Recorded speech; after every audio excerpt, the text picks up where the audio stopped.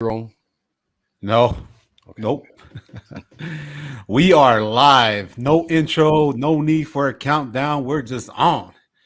So I got my co-host Wolf on today, Friday, as we wait for Elisa Tuiaki to come on. Coach Tuiaki. We're just gonna talk 49er news, updates, and everything. Hold up, I just gotta text my buddy back. He just texted me, Marvin. So just gonna let him know we just went live.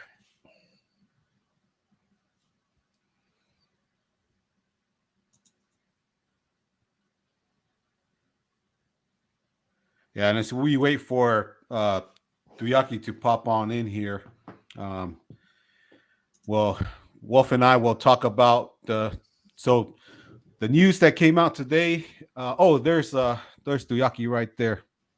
Let me just add him to the stream. There's Lisa right there. Hey, Lisa, we got Wolf. He's my co-host on here today. Coach Tuyaki. There's Wolf. So, Oh, he's muted. oh, you're muted. Let's see. No, I didn't mute it. Maybe you have to unmute on your mic, Lisa.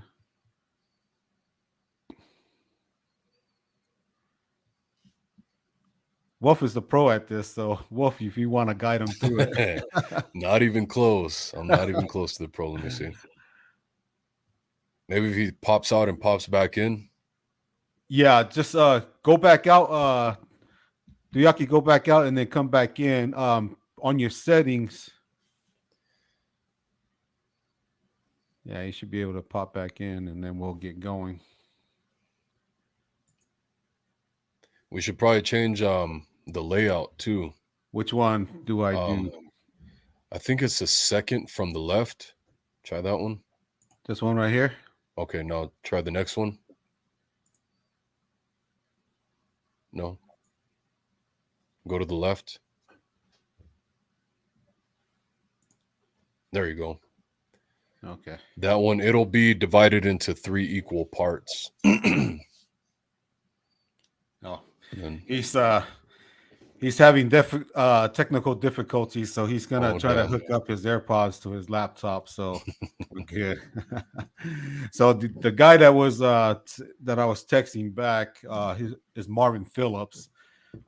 He was drafted by the by the Steelers, and he was the center for Aaron Rodgers at Cal. Yeah. So yeah, that was just I just told him, hey, we're going live. So I'm gonna try to get some of these guys to come in, and it'll be good. So Yeah, that'd um, be pretty cool. yeah, so one of the questions that I was gonna pose to Coach Tuiaki as soon as he gets back on in here is that what if the 49ers called him up and say, hey, well, we want to get you as our defensive coordinator or our offensive line coach.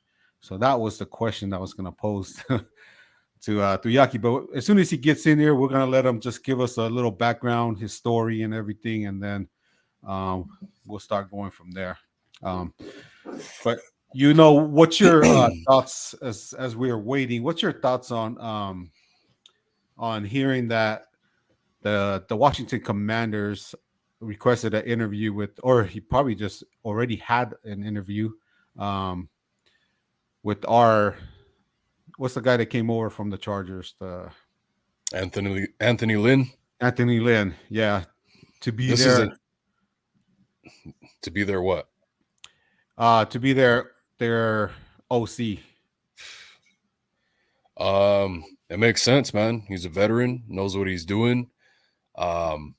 This is actually the first time hearing about it, so it's interesting.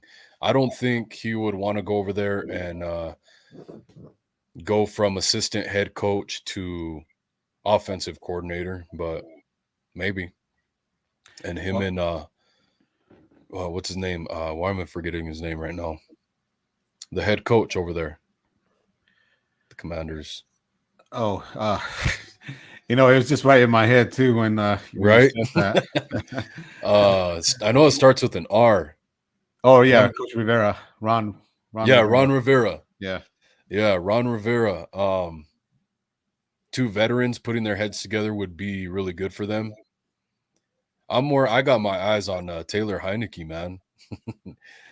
If we could work out a trade for Taylor Heineke for Anthony Lynn, maybe, but uh, I don't think that would bode well for our coaching staff. I would like to keep Anthony Lynn here if we can. We had a lot of moving parts go over to Miami and stuff last year, so that's been a pain in the ass. I think we saw the hiccups at the beginning of the season with the 49ers. When it came to the coaching staff, once Trey Lance went down and Jimmy Garoppolo came back in, this staff as a coaching unit didn't really have a lot of experience with coaching up a game plan for Jimmy Garoppolo. All Yeah. those guys had pretty much left the building. So I think we saw once the bye week, we went through the bye week and had some time to kind of take a look at things as a coaching staff. I think they kind of bounced back and had a better game plan for Jimmy Garoppolo in the offense. And then, of course, Christian McCaffrey helps. That doesn't hurt. Well, I'm gonna tell. Sorry, Wolf. No, you're good. You're good. I just told Marvin he's welcome to join in with us too. How's my mic coming through? Oh, it sounds good. Sounds Cool. good. Yep. Cool. Yeah, as we're waiting for Coach Tuiaki to come on back in. It's gonna be tough if we lose both Lynn and also D'Amico all in the same year. It's gonna be really tough. So Yeah. all right, so here we got Tuiaki in here. Okay. Yeah. How's it sounding now? I can't hear. Go to your settings. Go to your settings, Lisa. Let me call you.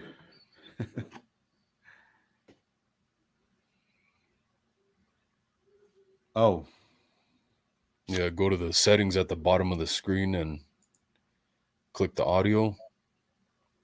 Let me see if it's on my end. No, it's not on my end. Oh, I got it. Uh-oh, what'd you do? He's got to authenticate. Oh, no. Yeah. So, you know what I'm going to do? I'm going to FaceTime him. Hey, there you when go. all else fails. Yeah, I hate when these things get all complicated. We're having some trouble with Restream, man. That one's a real pain in the ass. Didn't even want to let me come in.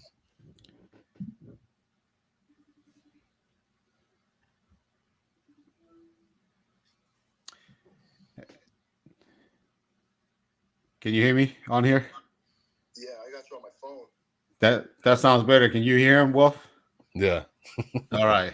We're gonna do it like this. Like so just stay on there on that screen, and we're just gonna talk like this because one of the things that I forgot, you gotta authenticate on your end on YouTube. So we're all good. We'll just keep it right on here on the phone. Okay. So like so we were just talking about a couple of things with the 49ers and everything because that's who we really cover. But we wanted to get you in here, talk more of questions and answers, and especially how you look at recruiting. Could you hear me, or are you good? Yeah, I got you. Okay. Can you hear Wolf pretty good? Testing. Yeah, I got you. All right. Okay, so we have Coach Tuiaki in here, and Wolf is my co-host, and we like to welcome everybody who's coming in. David McNiner said, "What's up, Mac, Wolf, and Coach?" We got some questions and everything, but first, Coach Tuiaki, can you just tell us a little bit of your story, how you got into football, things like that, and then we'll start getting into some questions. We might throw some curveballs at you, but You're tough. You're Tongan, so you can take it, right? No, man, you gotta keep these light, dog. All right. So we'll give you a few minutes here to just let us know just a little bit about yourself, and then we'll go from there. Yeah. So just the football story. You know, I always wanted to coach. Always wanted to be in football. And hold on, I'm hearing my echo, and it's just weird. So I got done playing football at Southern Utah, and I started coaching in high school, and that was the dream. The dream was to be a high school head football coach and just teaching. So I did that for 2 years. I was teaching English and coaching football in high school, and then I got an opportunity to move up as a graduate assistant at the University of Utah. So some of the coaches that I played for, they were playing there, or I mean, they were coaching at the University of Utah, and those, you know, just something opened up, and so I ended up joining those guys. And it happened to be the 2008 year when Utah went to the Sugar Bowl, and so after the Sugar Bowl, we beat Alabama, and our defensive coordinator got the head job at Utah State. His name is Gary Anderson. Oh, okay. And Gary Anderson got that job, and so I went with him, as that was my first full-time job coaching in college. And so he took me. I was a special teams coordinator and running backs coach, and you know, among a lot of the different things that he put me in charge of, which was really good for me as a young coach. And coached there for 3 years. After 3 years, the University of Utah called me back and offered me a job to come there and coach the running backs. And so went back to Utah.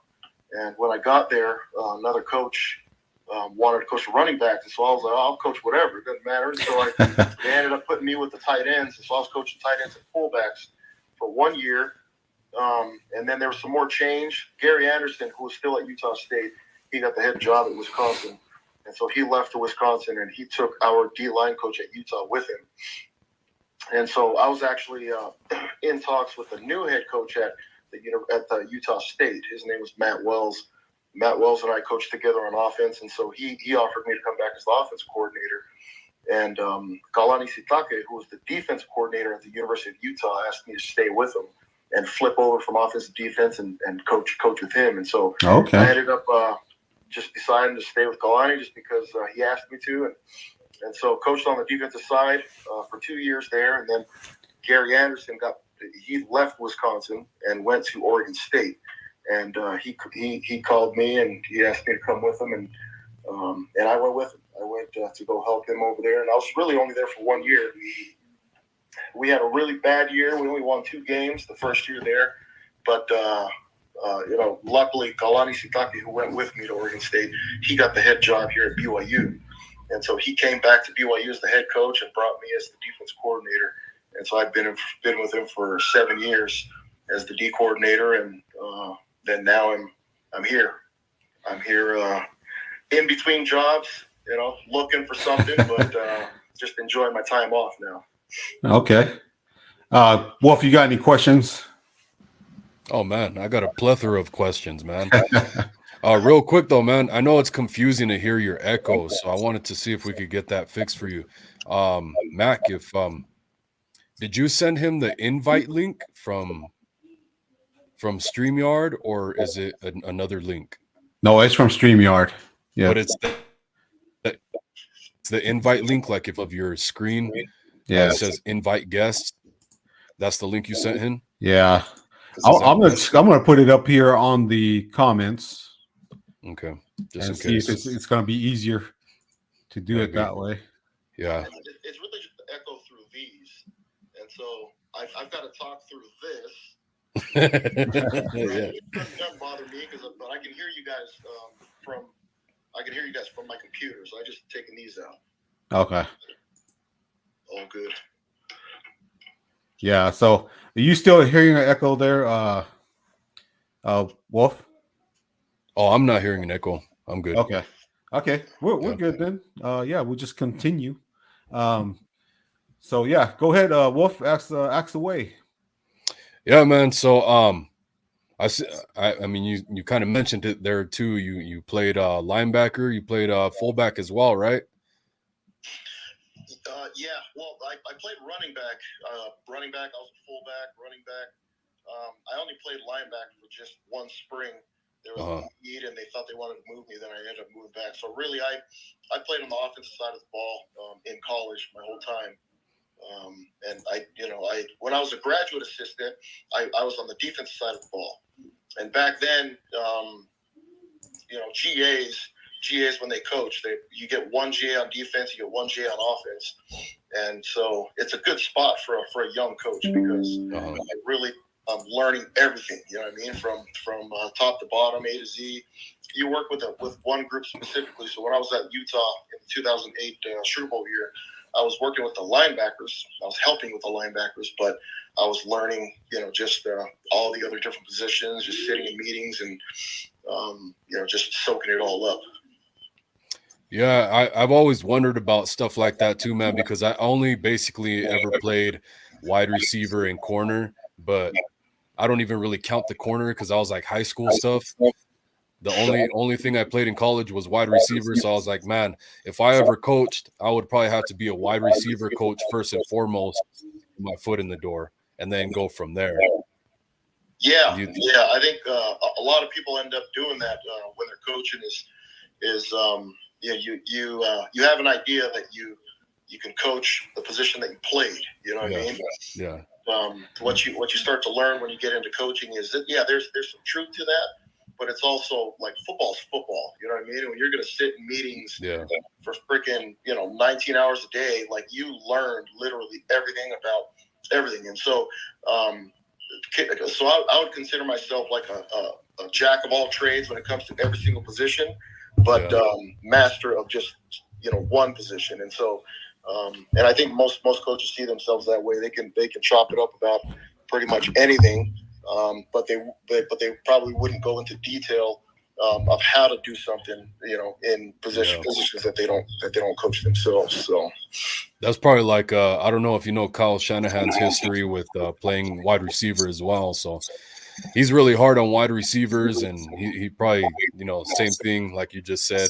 You just got to be a student of the game when it comes to everything, a master of one, but you have to be an overall student of the game. And, I mean, when you're talking about a head coach too, it's the same thing in college. It really would be the same thing in high school if they had an idea. Where at the high school level, sometimes you just get novice coaches that aren't as experienced, but the head coach needs to really he needs to know what's going on, especially at the quarterback position. So games are won and lost at the quarterback position. You can be like myself. I still have aspirations to be a head coach.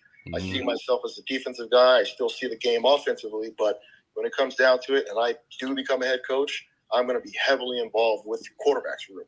Even though I've never coached quarterbacks, because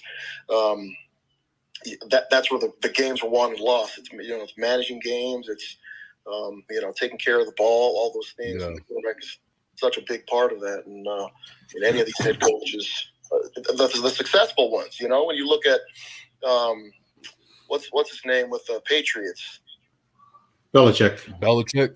Right? Like you've seen way back when Tom Brady was playing, and they would sit together and they'd be talking. And I mean, he's a defensive guy, you know what I mean? But the understanding that the head coach and the quarterback need to have a relationship, and the quarterback needs, to act a certain way and be a certain way. I think a lot of winning teams are like that. And so I actually didn't know that Shanahan was a receivers guy, but it doesn't surprise me. I would have totally guessed that he was quarterbacks guy, just from. Oh, no. That's definitely far from the truth. Is that Kyle Shanahan, man? That's one thing that's been questioned about him, is can he develop a quarterback, man? Because he has not shown to be able to do that at all whatsoever. And he's really hard on the wide receivers because he was a try-hard college player, wide receiver that could never really make it. So he really believes in effort when it comes to really pushing yourself out there on every rep for the wide receivers. And he puts them in the doghouse all the time. All the time. All the time. That's interesting. Yeah, that's interesting that people would question whether or not he had the ability to develop a quarterback. Because, I think, just from I'm a coach. I coach ball. I know ball. I feel like when I'm watching a game, and I don't follow the NFL as closely as you guys do. It's when you're coaching in college, Sundays are really, you have a game going, but you're game planning, and so we don't follow the NFL as closely. We try to follow players that play for us and players that have played in the conference, or there's familiarity with just specific players, but we don't really watch NFL football. But in this time off and just during this playoff run that the Niners have had, at least this year, I'm watching them on offense, and I'm watching how they play, and I think that he's done a phenomenal job. Just my eyes, I'm watching, I was like, dang, the Niners are efficient. Like, they're efficient. Yeah, man. They've got a freaking third string quarterback that everybody blew him up. I mean, he's a good player, but I think what they did with him, as far as just teaching him how to manage a game and just winning, I think it's a phenomenal job that they've done at the quarterback position. Just or whatever that's worth. A lot of it, and I'm sorry, Mac, I'll shut up in a sec. No, you're good. You're good. But when it comes to the quarterbacks, man, this year we brought in a coach by the name of Brian Greasy, who actually played in the NFL before, as well as his dad led the Dolphins to the Super Bowl and won it. So the history in their family of playing quarterback, knowing the position, he comes in, all of a sudden, all three of our quarterbacks are really good. All three of them. So I would attribute that to Brian Greasy, just because all of a sudden he showed up and then everybody was balling out. Jimmy Garoppolo was having his best season as a 49er until he got injured. So okay, no, that's great insight too. But I mean, knowing your deficiencies, right, as a head coach, if bringing in a guy like that, that's good. And so that's true. The coaching carousel too is we're in the middle of the coaching carousel right now in the NFL. And so who are they going to be able to hold on to, and where's that quarterback coach going next? You know what I mean? One of the coaches that I was with at the University of Utah, when I came back for the second stint, the offensive coordinator was Brian Johnson, and he's the quarterback's coach for the Eagles right now. Ooh, and nice. It's just like you hear his name coming up for different offensive coordinator spots, and I'm sure if the Niners are having good quarterback play, it's only going to be a matter of time before somebody comes in and steals their quarterback's coach. It's just the way it goes. Yeah. With that being said, like as you said right there, this is a scenario that the 49ers are going through where they lost a DC, and they might even lose Anthony Lynn to the Washington Commanders. So if John Lynch picked up the phone and he called you and he said, hey, Elijah Tuiaki, hey, we got a position for you. It's not going to be OC. It's going to be because Kaseric might leave too. But let's say these scenarios, right? And they said, hey, we want you to come in and we want you to be, depending on how you looked at the players coming out of college and how you evaluate them, we have a DC job for you or a line coaching job for you. What players do you look at coming out of college that would help a team like the 49ers on offense or defense? Shoot, man, are you offering me a job? Hey, this might go viral, and John Lynch and those guys might see it and say, hey, we're gonna bring Tuiaki over here.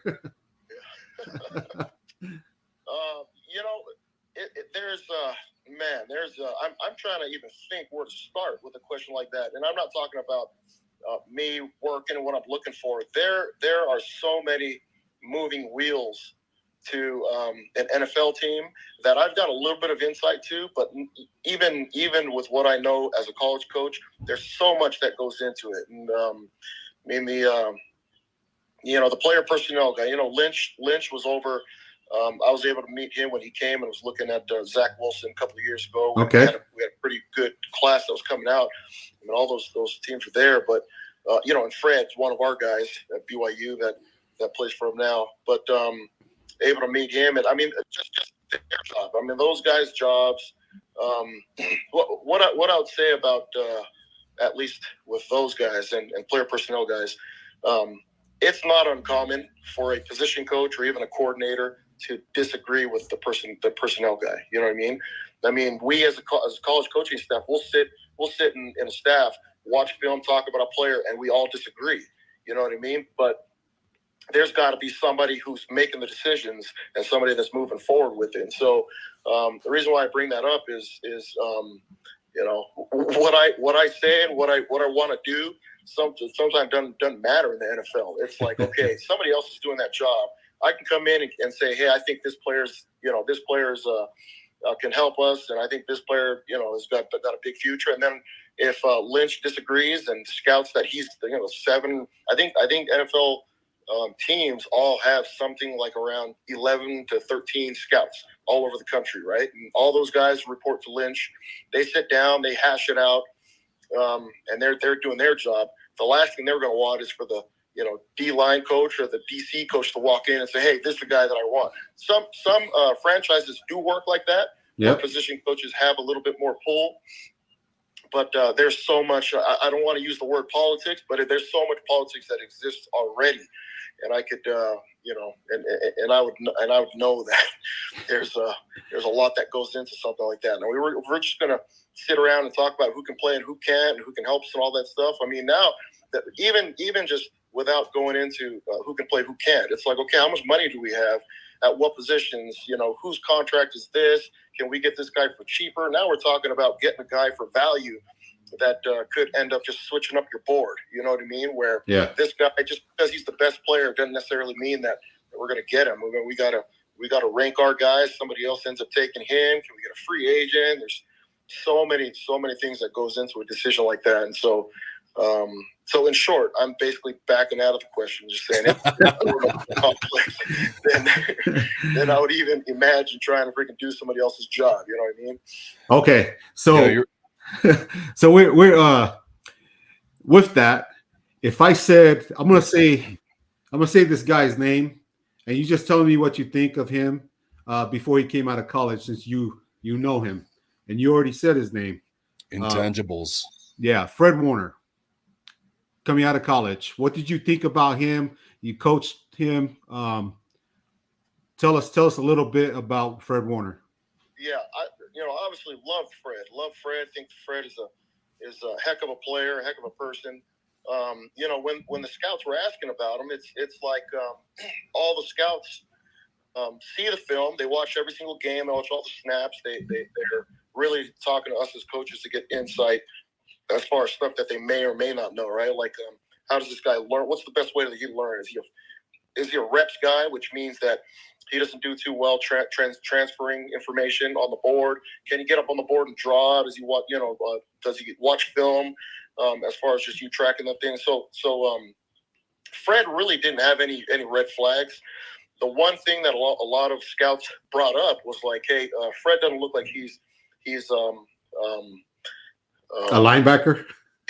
No, Fred doesn't look like he's a point of attack guy. Oh, okay. If it makes sense. And so, like, to me, it's like the way that I translate that is like, okay, I would agree in the fact that I wouldn't draft Fred to walk him up on the line of scrimmage to play a tight end from the line of scrimmage. And that's one of the NFL's defenses, right? You basically under one, you're walking up a stud backer and he's like mugged up on the tight end. I don't think that's his forte. But Fred moves side to side, right? So I never would have guessed Fred would be playing middle backer in the traditional defenses as we think about it. I would have thought, oh, Fred is a weak side backer. He can run, he can run with running backs. He's fast. He can get over the top of stuff, and you've got pullers and all that stuff. But what I didn't think about, what I don't know, is I didn't know that the Niners had a D-line that was that good.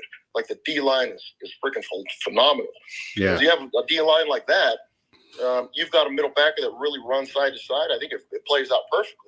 That's the kind of backer that you want, Probably couldn't say the same thing about all these other franchises. Do they have the same D-line? Are they running the same scheme? It's just so much that goes into it. But there was no doubt that Fred, as we talked about it, and as he was getting drafted, was like, okay, this dude is a ball player. He loves football. He's smart.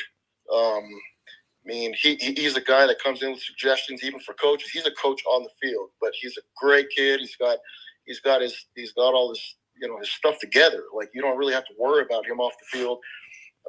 Obviously the career that he's having just speaks to the type of player and person that he is. But I think the Niners are doing a great job of just playing him in the middle, which, again, if somebody would have said, yeah, he's a middle backer, I would have said, no, because I see the middle backer a little bit differently, a little bit traditionally, like I don't freaking remember these names. Number 52 for the Ravens. Ray Lewis, right? Like that to me, that's like, okay, the middle backer position in the NFL. Takeo Spikes. If I thought about it, that guy's a thumper. Yep. You know what I mean? Even who was the guy that played for the Bears that came out of New Mexico? Urlacher. You know what I mean? Like Brian Urlacher. That can thump. And it's not that Fred's not a thumper, but he's so smooth. Like, he's a guy that, I mean, we played him in our system as basically a half safety, half backer. And so we would leave him man-to-man coverage outside on slot receivers. There's a receiver that we played when we played UCLA in 2016. They had like a 600-meter receiver playing slot. And we just ended up in a specific play with Fred matched up on him. And Fred ran with him. And they threw the ball deep, similar to the play that Fred made when he was running to the post from walking on the line. It just happened, not this game, but in the Dallas game. Yeah, the one on CD Lamb. They was it CD Lamb? An all-out blitz, and then he's running a Tampa 2 corner spot or Tampa 2 middle safety spot. Fred did something like that in college against a really fast receiver, and it's just, I mean, he's such a talented guy. He can do a lot of different things for you. Did that shock you? Did that play against CD Lamb shock you? Up the seam? No. It didn't shock me that he made the play. I thought that was a great play. What shocked me was the ballsiness of walking everybody up and then running your post player from the line of scrimmage. That's crazy to me, Yeah. And it paid off this time. You do that. Here's the thing: when I do watch games, I'm watching. I see some people trying to do stuff where it's just like, okay, I'm running my middle Tampa 2 safety from the backer spot, and they get burned all the time. You know what I mean? And so it pays off sometimes, and sometimes it doesn't. But the fact that it was a guy that was headsy, doing it. Ballsy, man. That was ballsy. So is there a who I mean, you can do it, right? Like, obviously, you can line everybody up on the line of scrimmage and do whatever you want, as long as it works. And the thing is, does it work? Does D'Amico call that play, or is that something that Fred you think calls when he's in there?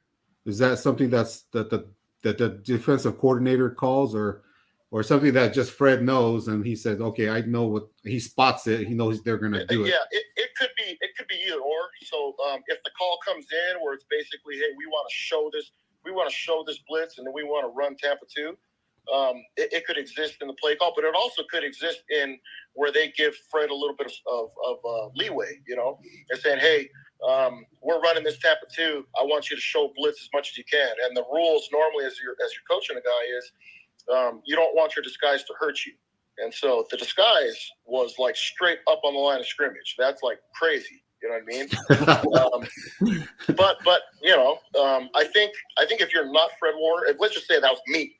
Hey, E, you're going to go up there and disguise. We're going to run Tampa 2. I guarantee you I'm not standing on the line of scrimmage. You know what I mean? I might be up there early, but I'm gonna start backing out, and by the time the ball snap, I'm standing at 8 yards bailing out of there. It's just, I think everybody's a little bit different, And so I think the creative freedom to play like that when you're a player like Fred, I think that does exist in the play. But that exists for us all the time. It's just like, hey, we want to disguise this, but this is what we're playing. Just don't cost us, right? Yeah. Yeah, so, it's awesome. It's awesome until it's not. Exactly. But you touched on something, man, because you talked about Fred Warner was a coach on the field, man, and even at the NFL level, that's what he is, man. He's the leader of the 49ers defense. So that's just I don't know, man. Do you have any words on that? Because I know So, you mentioned it. I'll tell you, yeah, like there's even with a player coach relationship, right? Like sometimes college schemes. I mean, when kids come from high school to college, the schemes are so much more complex. They're like trying to keep their head above water. You know what I mean? Players. Yeah. And so you normally don't get a player that's kind of like, why are we doing this when we can do this? You know. And it wasn't a bad thing with Fred. It was like Fred had those moments. Fred he's a natural problem solver. Why are we doing this when we can do this? Or what? You think this will work better than this? And you don't do that unless you're not drowning. You know what I mean? Everybody else is just kind of like, what's my assignment, my alignment, my assignment, my technique? Like, you know, there's so much that goes into it, and you can drown. But when you know the game, you understand the game, and it comes fast to you, you start thinking of just better ways to do things. And I think it's really, really, it's a great thing for coaches to listen. It's like, okay, this guy's on the field. We're asking him to do this. He thinks there's a better way. And so it's good to have that player-coach relationship. And so what I did appreciate, though, was when we did have any of these conversations, when we did talk about things, it was never a negative. It was never as soon as we made the decision, like, okay, Fred, I see what you're saying. I get that. I think, you know, and then we start kind of troubleshooting together as if we were coaches. He would completely back you up as a coach and do what he was asked to do. And I thought that was always really cool, like so humble. And if we did end up doing something and it didn't work, he wasn't on the sideline saying, oh, man, I told you we should have been doing this. You know, like he wasn't like that.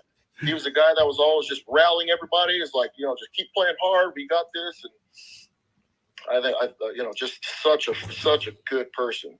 Yeah.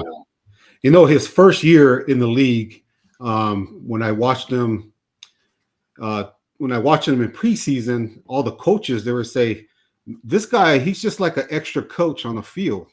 And that happened in his rookie year that they were saying that about him.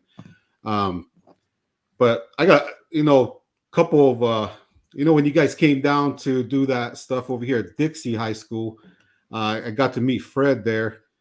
And he, like I said, he didn't look like a linebacker at all. He was a skinnier guy. You know, it's like, that's their line. You know, he's really good. He was like really good in everything, but I didn't see him as an NFL linebacker like you were saying earlier, because we were accustomed to watching like Mike Singletary, those type of guys.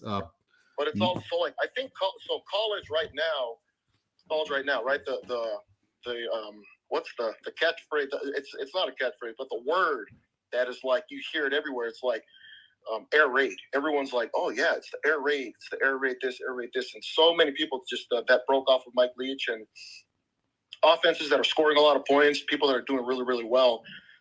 College is interesting in the fact that you've got everything from basically Air Force, Navy, and Army all the way to air raid. You know what I mean? And everything in between.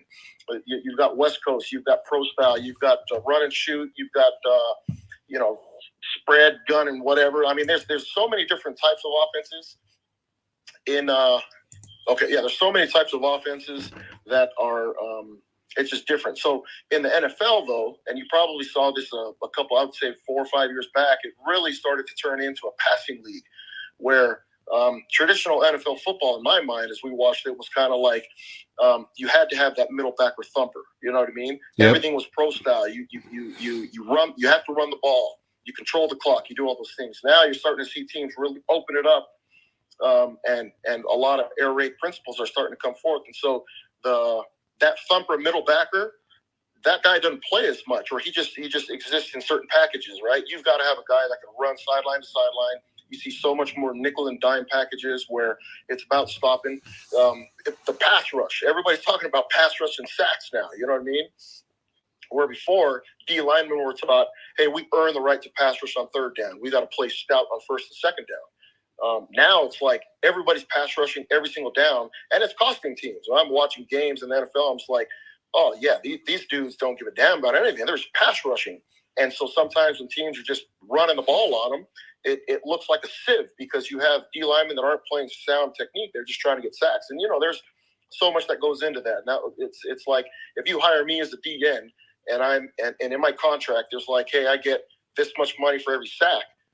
But there's nothing in the contract that talks about run yards or run yards per attempt or whatever, or run yards per carry. I'm going to go rush the passer every single down. And I think you've seen that in the way that college football, even high school football, all these camps that you go to, it's about the pass rushing D linemen, and it's about 7-on-7s that have kind of taken on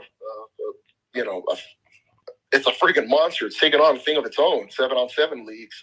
Yep. You go and watch some 7-on-7 leagues, and it's like these guys that are good at 7-on-7 don't even step on the field when you watch their film in high school.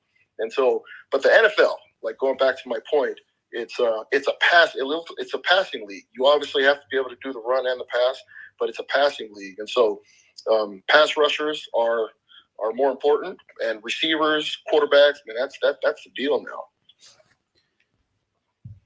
Okay. No, what's crazy is that the speed of the game is so. We got a lot of fast guys coming in, and that tight end position. There's a lot of fast tight ends out there. So you look at like Waller over there for the Raiders.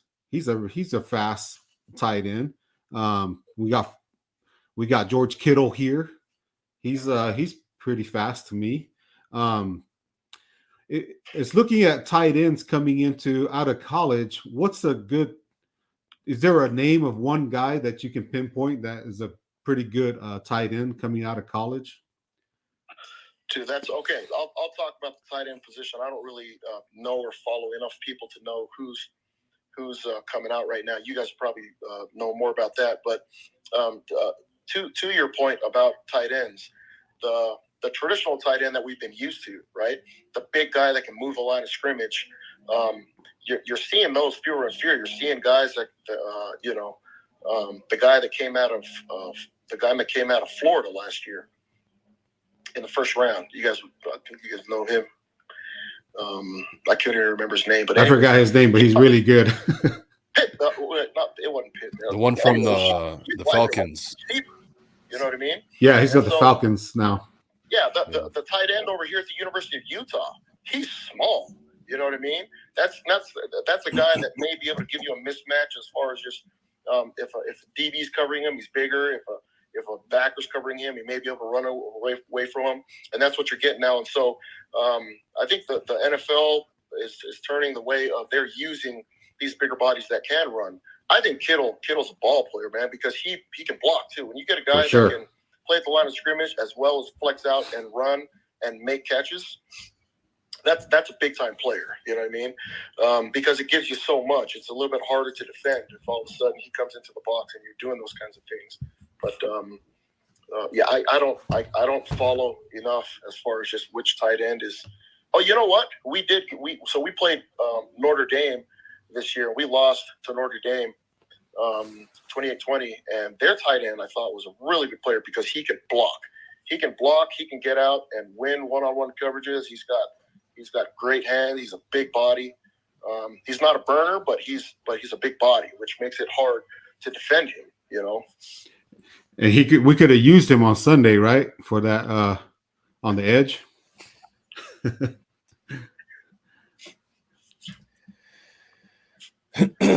All right, Brian man. Said it was Danny Pitts. It's Kyle Pitts. That's it. Kyle Pitts. Kyle Pitts. Yeah. All right, there we got it. He was close. I mean, he was close. You're close, Brian. You're starting to see tight ends they're used now on the backside of runs. They're like, hey, we're going to put you into position block here. We're not really putting him in to mount anybody up because you can't. Like you can't take a body like that and all of a sudden go and try to mount somebody up because he ends up being costing you. And so offenses are just creative in the way that they're trying to do that now. Yeah. Do you have an NFL team fandom, or is it just strictly business for you? So we moved here from Tonga in 89. Well, 88. We moved here from Tonga in 88, and 89 was really when I started to follow the NFL when I was still younger and playing Tecmo Bowl at my friend's house, and just like, just you start to follow a little bit. You start buying cards at the gas station stuff, and so I was a big Lions fan just because of Barry Sanders, and that was like followed him and loved him and loved the way that he played, and was a big Lions fan all the way up until when I started coaching. It just really became like, okay, I'm more of a fan of just the kids that I've coached, just more interested in how they're doing, following every single team, just to see who's where and who's doing what. But not anything, not any one specific team anymore. So we talked about Fred a little bit, and going back to the other player that you've seen coach, he's been going through controversy and everything for the New York Jets. Tell us a little bit about your interactions with Wilson as the quarterback. Dude, he's a good person, man. I haven't been up to date with all the drama that's going on, but it's I don't know how contract and all that stuff's working, but I always obviously just hoping the best for him, because he's a really good person. He's smart as hell, man. He's a good ball player, and so whatever he's going through, it's unfortunate, but I think that he'll come out of it, because he's like, I mean, he may end up being like Steve Young. When Steve Young first, nobody really knew that he was with Tampa Bay at first, and all of a sudden he came to the Niners and just became the man. But I don't know if something like that happens to Zach Wilson, it would not surprise me, because I think that he's a hell of a ball player. He's a really, really good person. Yep. What do you think, Wolf? You never know, man, what franchises, right? Like, how involved is the owner? Like, what's the head coach like? What's the coordinator like? I mean, if there may be things that we don't even take into consideration now, that the coordinator was a first-year coordinator, right? With the Jets last year, if I remember correctly.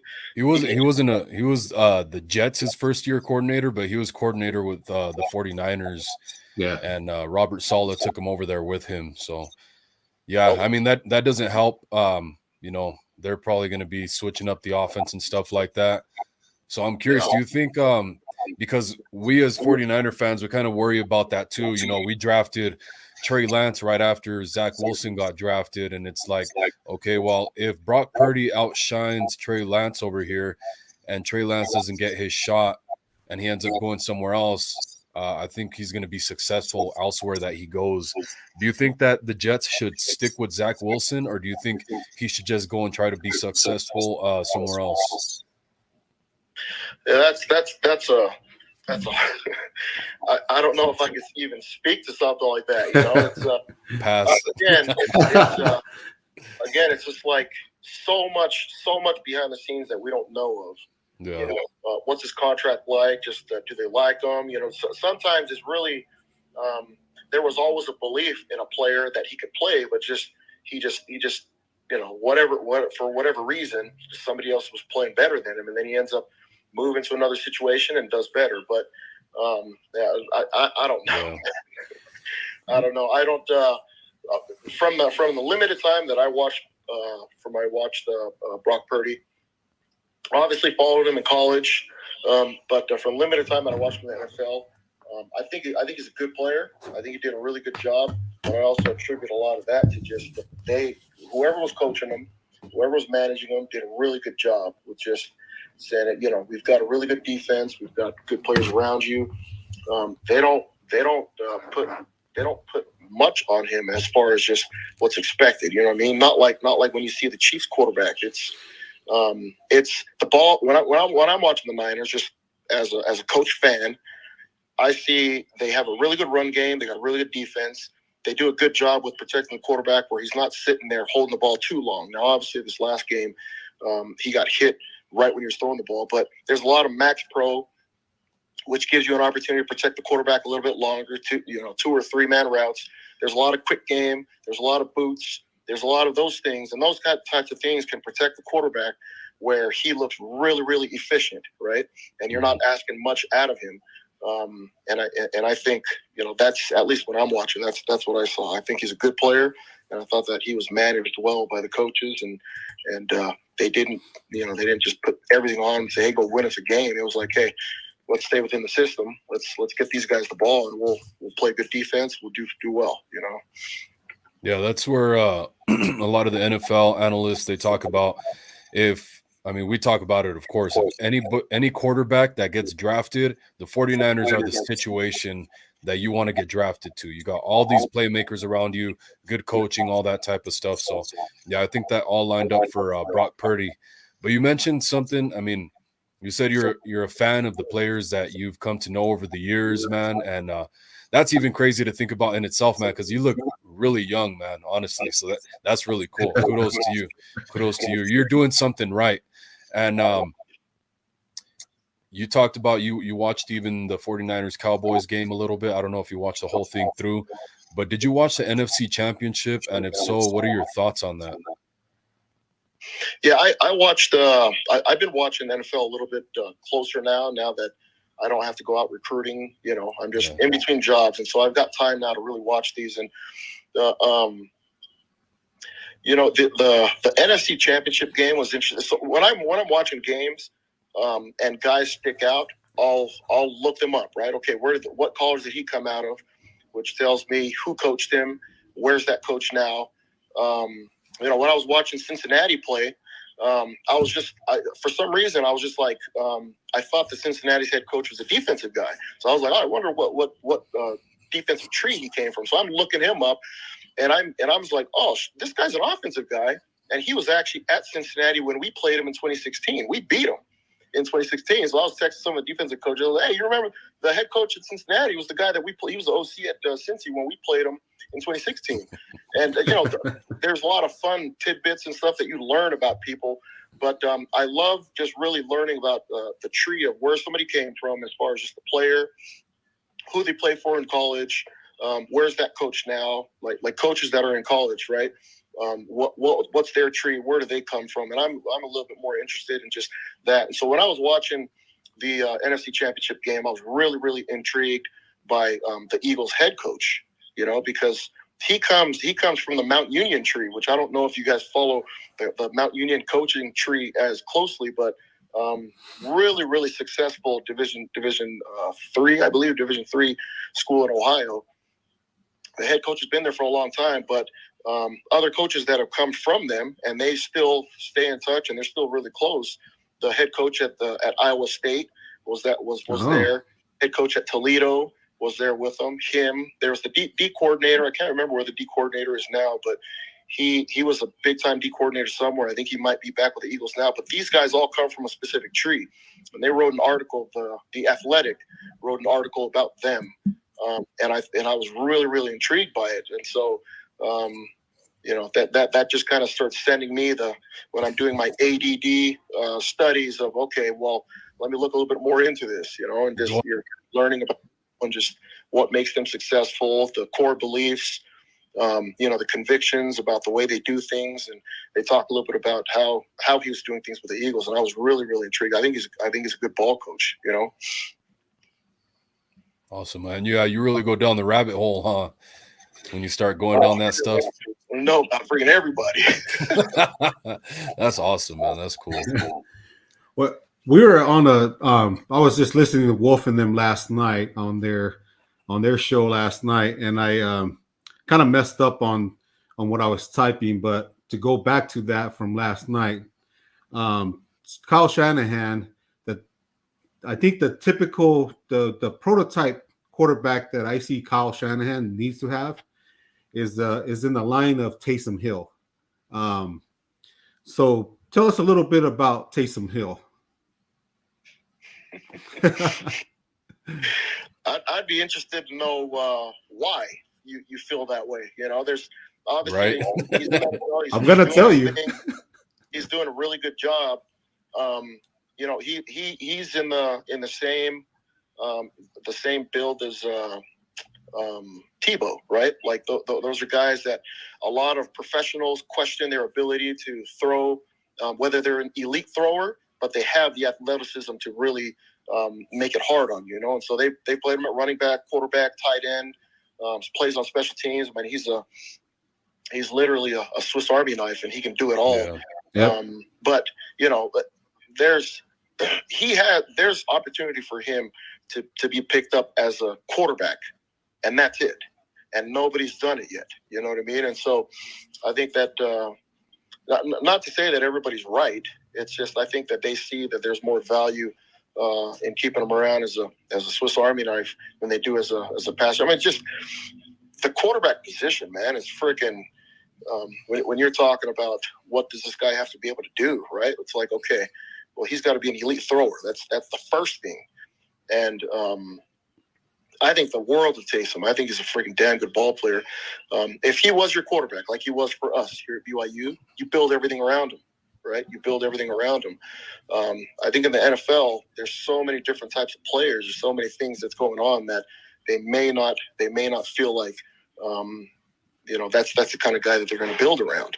And then, that's without even talking about contracts and, hey, are we willing to make this guy our whatever first string backup quarterback and pay him that kind of money at the years that he's been here in the NFL now? Because you're sinking the Ravens. The Ravens have done it. They're like, okay, our quarterback has to run. Our quarterback is this type of person. You know what I mean? I don't know if Taysom fits like that on everybody else's roster. It's like all of a sudden you take Taysom and he fits on your roster as a quarterback. All the other quarterbacks are different from him. Whereas you look at the Ravens, they've got the quarterback that is the same. It's like, okay, this is what we do. This is the kind of guy that we need. I don't know if that answers your question, but no, Taysom is great, man. Because I think of like, player, man.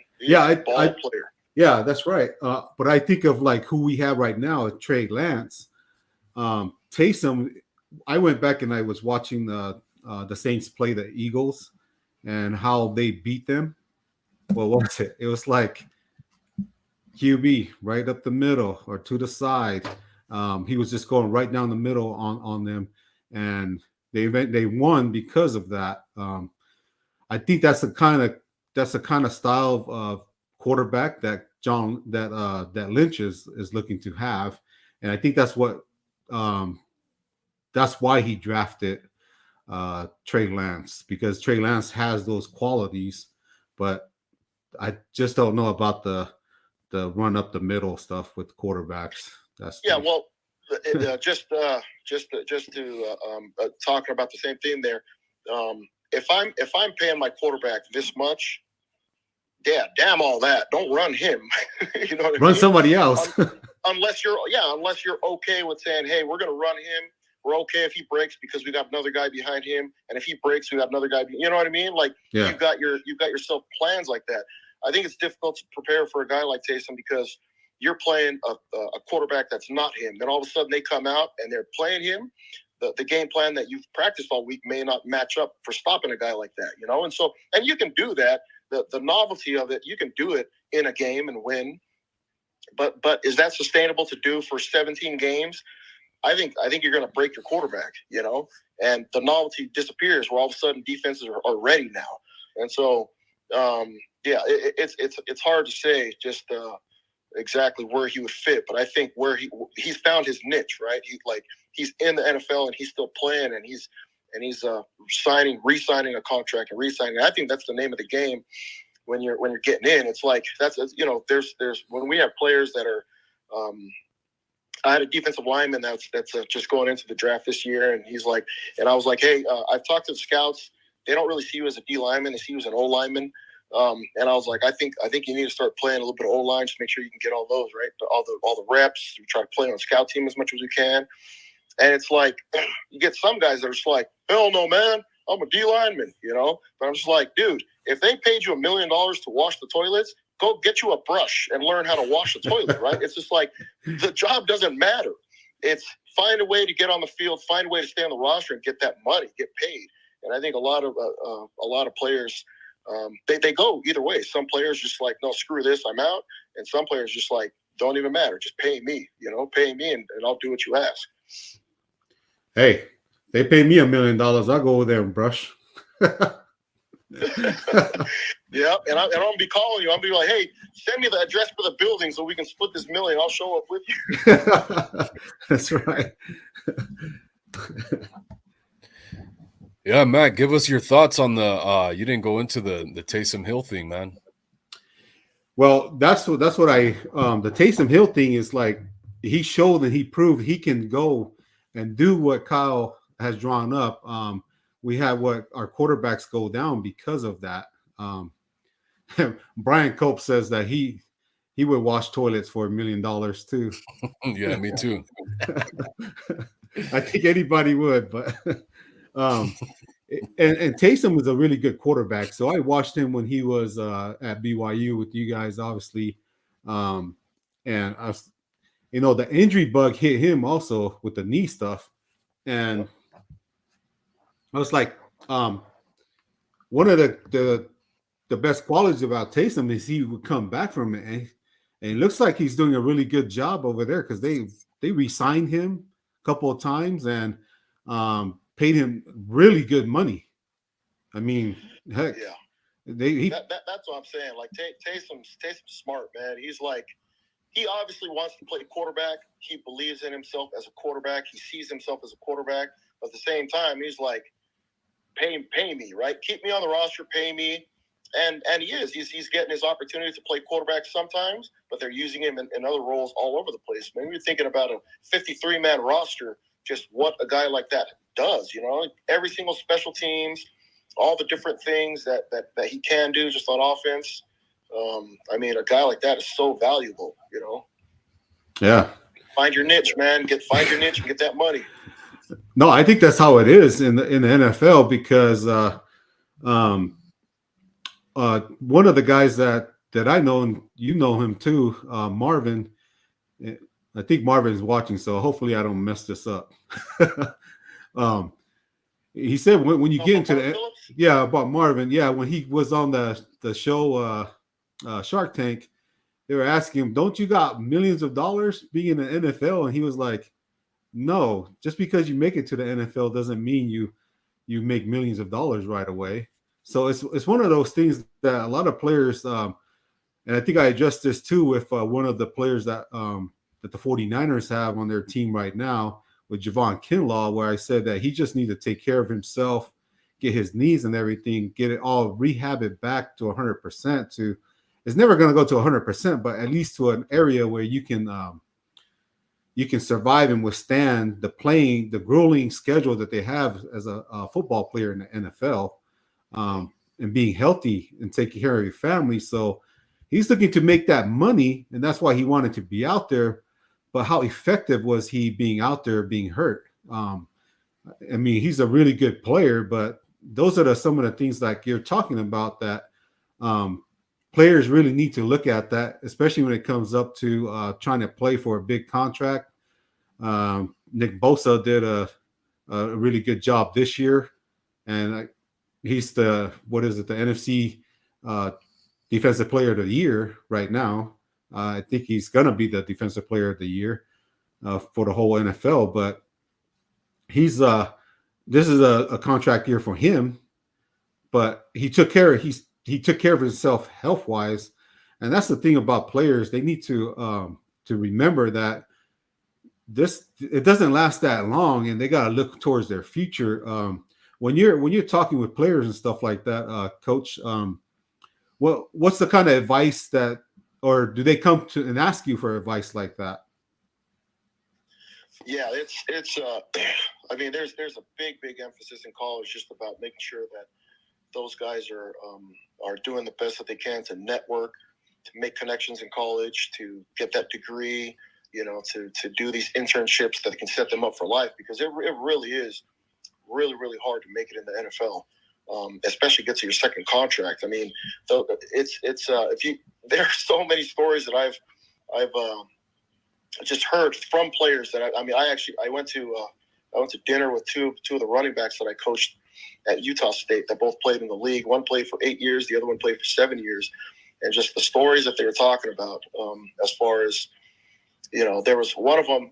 He played in Arizona. He had on his contract, get to this many yards and and you get this bonus, and they pulled him out of the game so that he didn't get to that yard mark, so that he get his bonus. You know what I mean? It's like every team's trying to win, but at the same time, there's all that going on. You know, you've got so many different people that work in the front office that they've got their jobs to do, and their job is, hey, you're about to pay this guy this much. I think we can go and get this guy that's just coming out of college and pay him for cheaper. You know, they're pretty comparable in their skill set, and then you know, when his 3 years are done, then we just don't renew him and then get somebody else. I think there's so much going on with that. I mean, there's it really is. It's politics. There's so much politics going on, and you really have to stick out in order to be the guy. You know, to be the guy that really gets the second contract and makes it.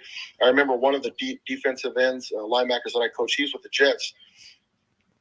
He was saying, yeah, man, I would be begging the veteran guys like, hey, if they score, let me run out there and do a PAT field goal block, because some of them have contracts with how many plays they play, right? And so he's trying to freaking take as many snaps off the veterans as he can, just so he can try to make that money. It's a dog-eat-dog world, man. Everybody trying to get their reps, everybody trying to get that money, everybody's trying to get this contract. And in the meantime, you've got all these college players that are coming out that are super hungry to make it into the NFL, you know. And so the NIL has been interesting because it's created a way for college players to stay back another year in college to play instead of go to the NFL. And you know, so the University of Utah's quarterback, I think, decided to stay back. You know, he's got a big NIL contract that he's got, which is going to pay him. I think if he went to the league this year with all the quarterbacks that are going, I don't know where he would have got drafted, but maybe later. You know what I mean? And so the amount of money, the amount of uncertainty, if all of a sudden you're going in as a 6th or 7th rounder and you're just on you may not make it to the 53-man roster, why not stay in college and get yourself $1 million and, you know, solidify your deal there before you go and try to make it in the league. It's just colleges now is creating more opportunity for guys to make money by staying back. But I mean, the NFL's dog eat dog, man. Everybody's trying to make that money. Yeah, straight up. Like you said, man, especially with running backs, I think that's a really tough position to make it in the NFL, I think, man. So much rotation, and they don't get, even some of the top running backs in the league don't get paid very much as opposed to the rest of the position groups, man. So that's tough. Yeah. And they take, I mean, running backs, they take a beating, you know. Yeah. It's a tough position to play because it's there's no hiding. There's no hiding. There's no way for, you know, you get guys that are playing corner and stuff. It's like you can be running next to a receiver blocking you, making it look like, oh, I'm blocked, but he ain't trying to make a tackle. You know, you're watching, you're like, man, this guy ain't trying to tackle nobody. Yeah. Whereas running back, it's like there is no hiding, man. There are people coming to freaking tackle you. Yeah. You've got to block when people are blitzing. I mean, there's just, it's matter of fact, the two guys that I went to dinner with both played running back, and they're both saying how the same thing that you were saying, where it's really hard to play in the NFL, play running back and last, you know.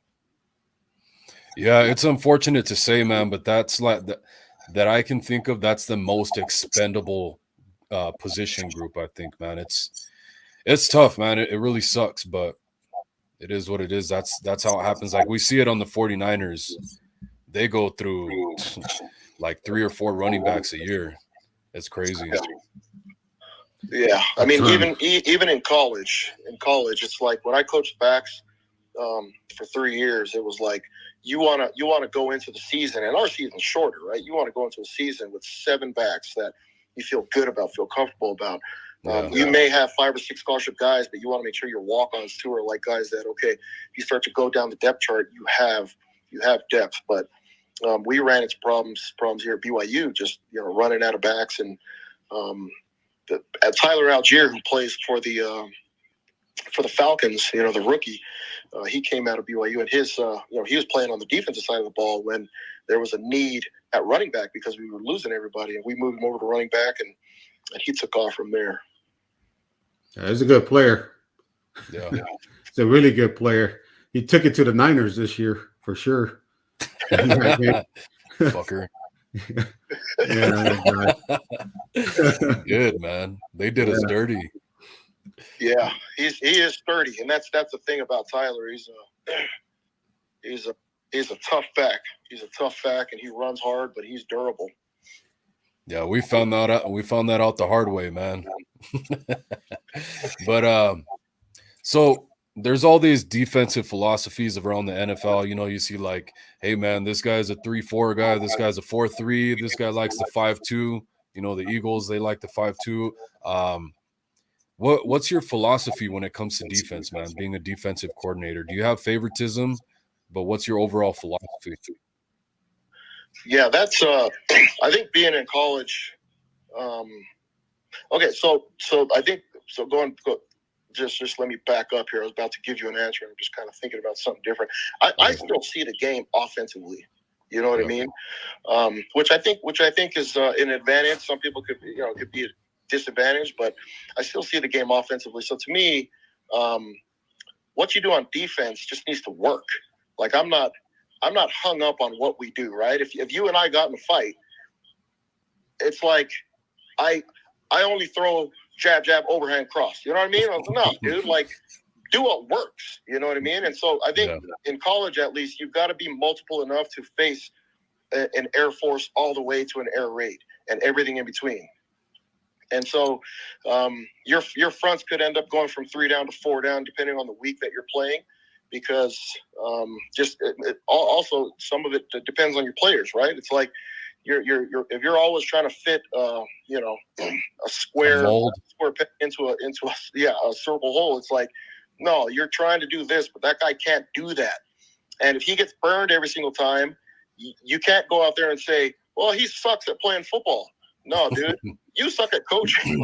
You know what I mean? It's like, how do you stop the offense from scoring? How do you get the ball back? When you're talking about defense, and I think the reason why a lot of defensive head coaches end up on the offensive side of the ball is because there's an idea that on defense you give it up, and on offense you have to earn everything, you know. But I think it's actually true on both sides. On defense, you can give it up if you're sorry, but you also can make them earn it. On offense, you can earn it, but you can also give it up. If all of a sudden you're just sitting back there, just patting the ball, taking sacks and throwing picks and everything, you're not helping the cause either. And so it's I think the idea is, how do you win the game with the players that you have, right? And so for me defensively, I'm not married to a scheme. It's really just trying to. I think that's the fun part of coaching. It's okay. These are our players. This is what we got. This is who we can recruit.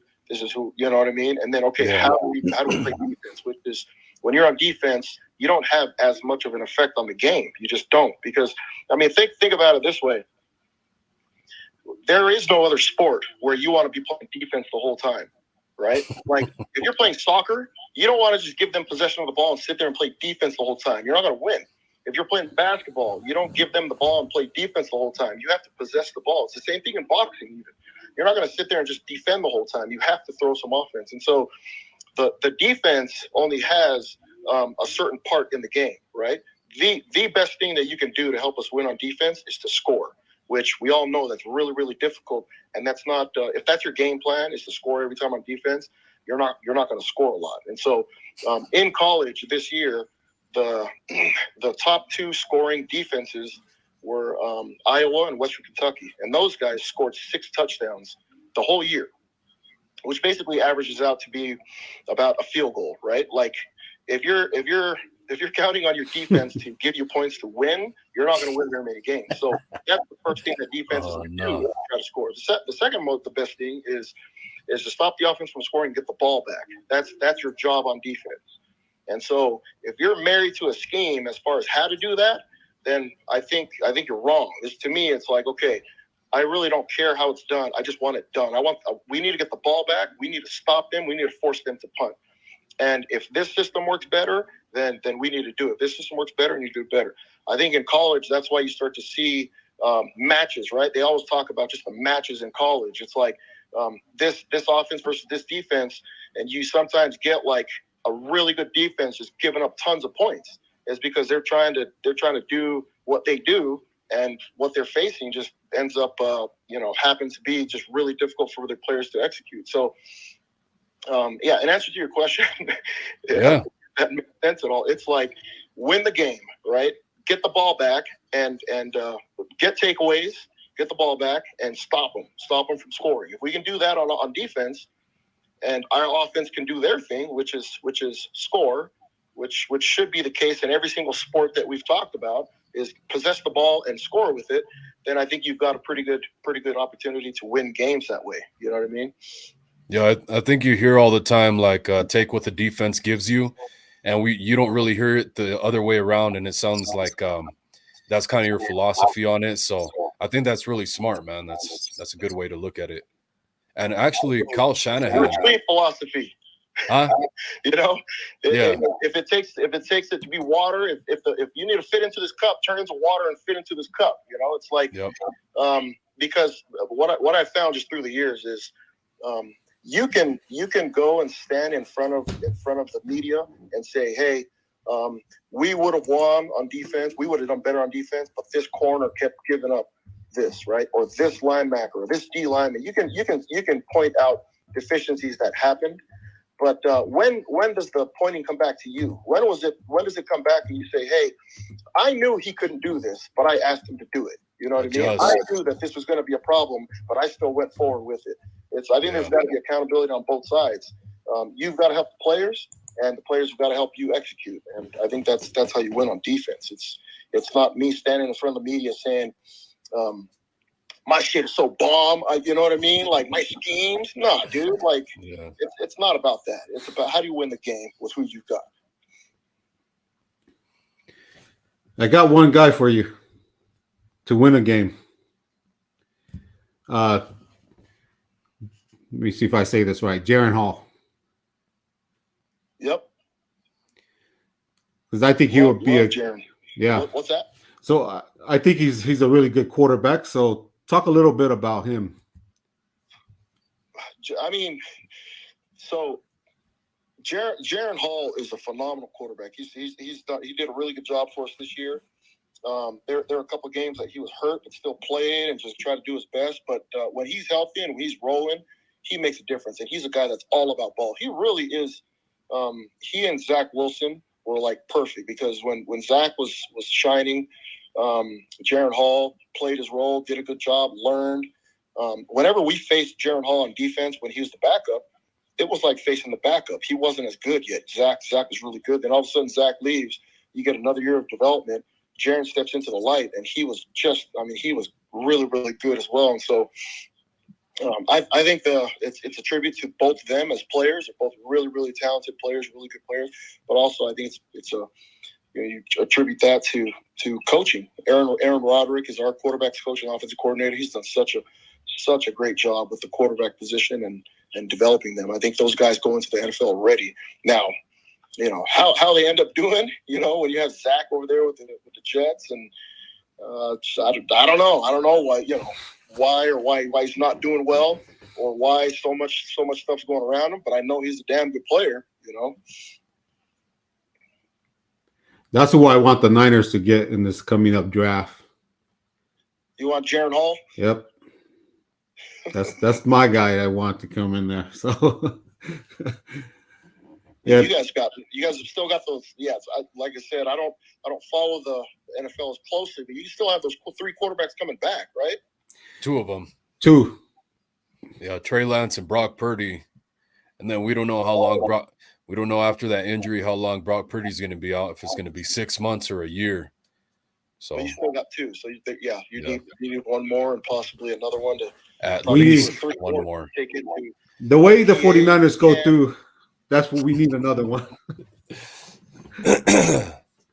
So Taysom Hill would actually be pretty cool, man. I feel like Kyle Juszczyk kind of fills that role, but if you could get Taysom Hill, that'd be pretty cool. Yeah. If you brought him as a quarterback, you're really looking at Trey Lance and he as both similar type guys, but Brock Purdy ain't like that, right? Like that's so what do you teach? That would be the question, at least from me as a coach, as I'm thinking about it. What's our offense? What do we teach? What's our identity? What are we doing? Can this guy do it?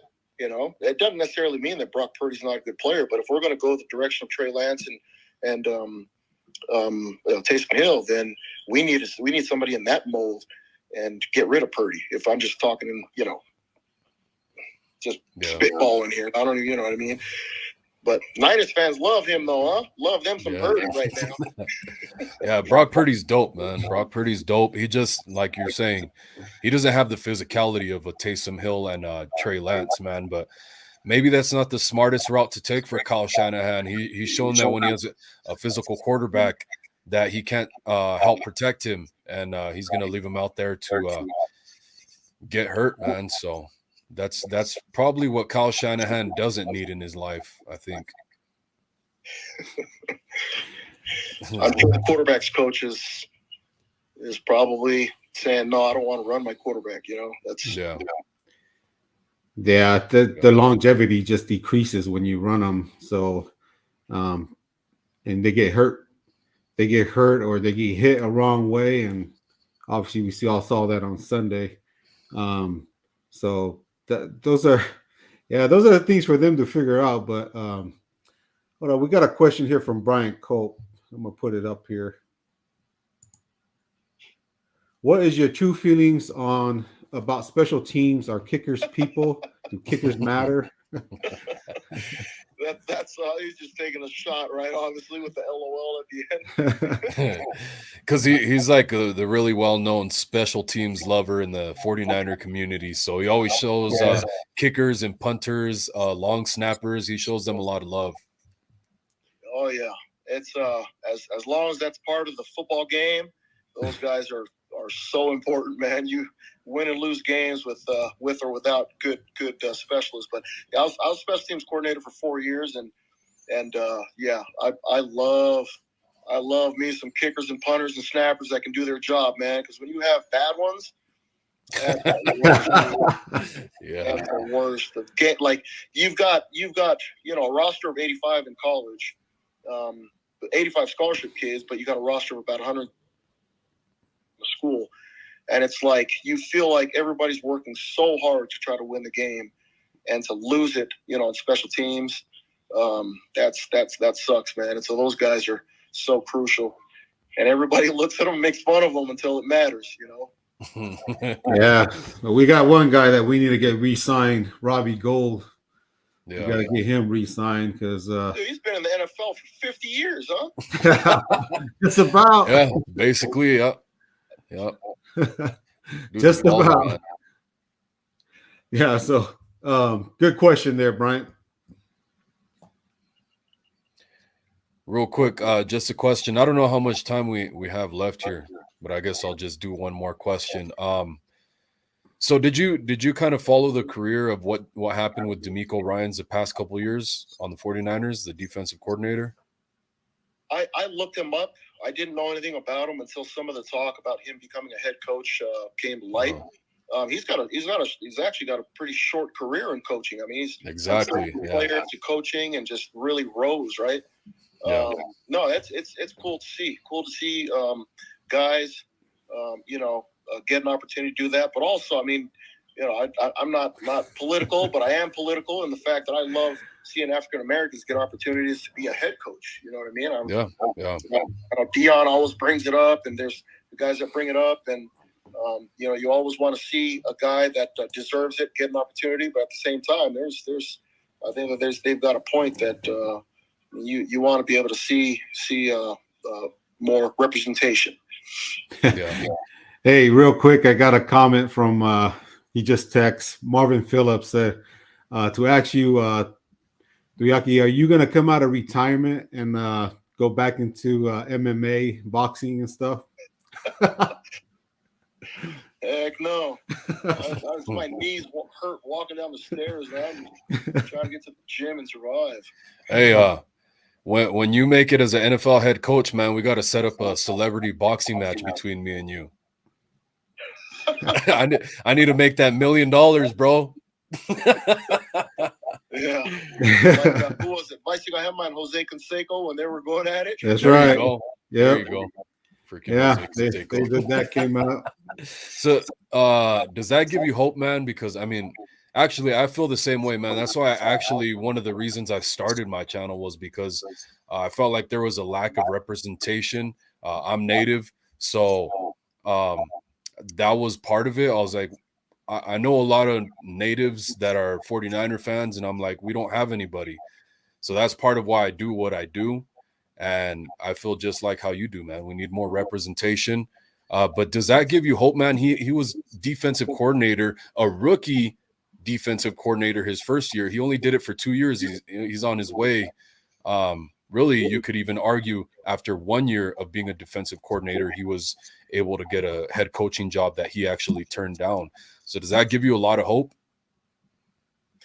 Yeah, it's the coaching field is I've known a lot of really good coaches that they came up 12, 15 years through the ranks before they actually got a shot, and so it's nowadays you really never know what athletic directors are looking for, or even just NFL teams, but the TCU's head coach, he was at La Tech when I was coaching at Utah State, so we coached against each other.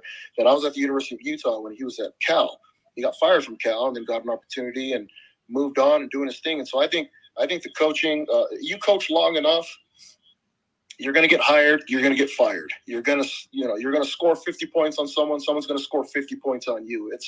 I think it's it's a field that's just like that. And so definitely looking for a brighter future, at least for me.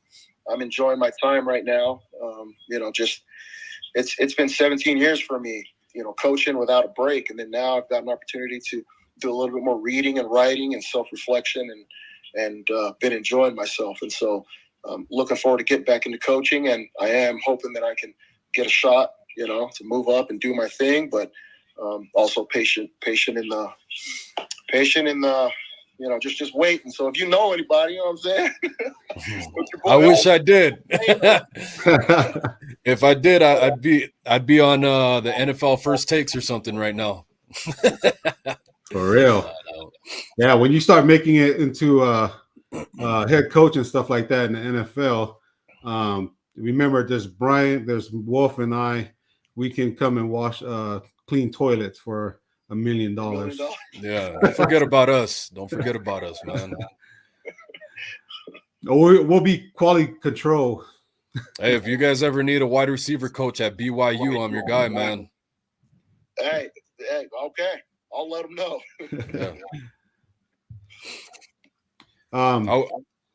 Go ahead. How we looking, Mac?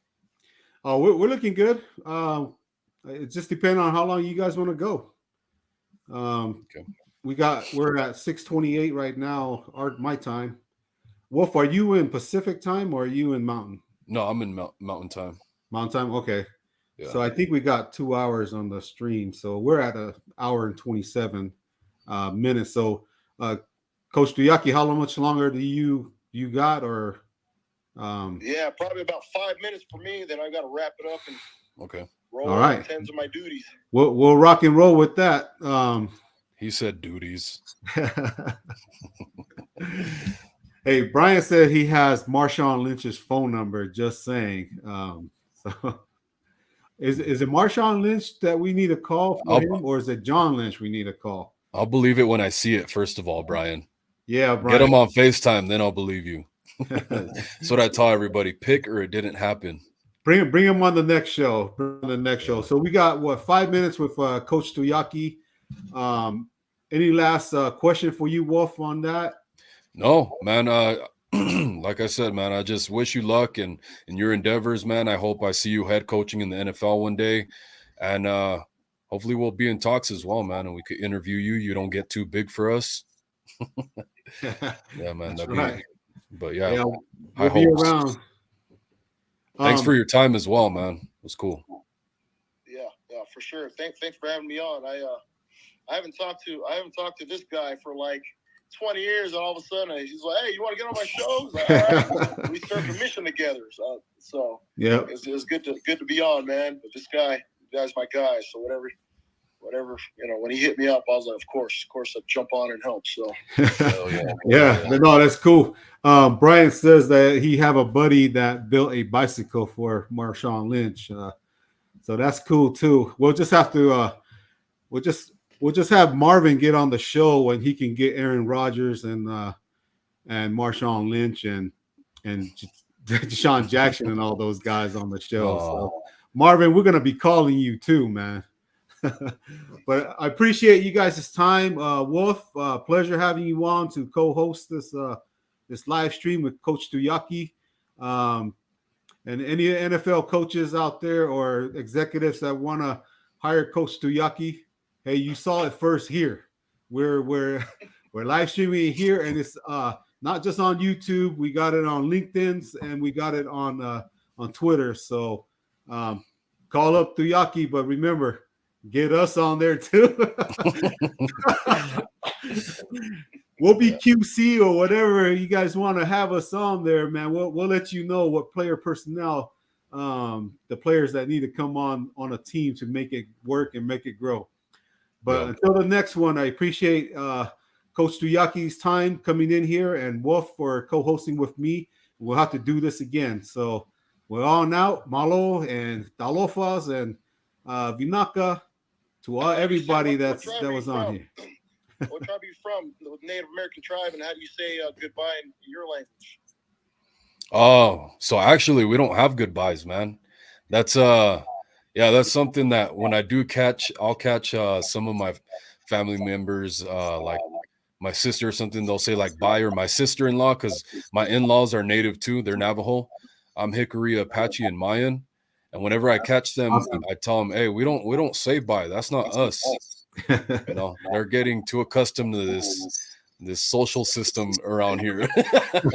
But there's in Mayan you could say tak samal, means may it be with you, talking about, you know, like may the great spirit be with you, like on your journey out, kind of. Yeah, that's awesome. Yeah. Tak samal. Tak samal. Yeah. All right, may it be with you. We'll just, yeah. Oh, hey, Elisa, what's your favorite food?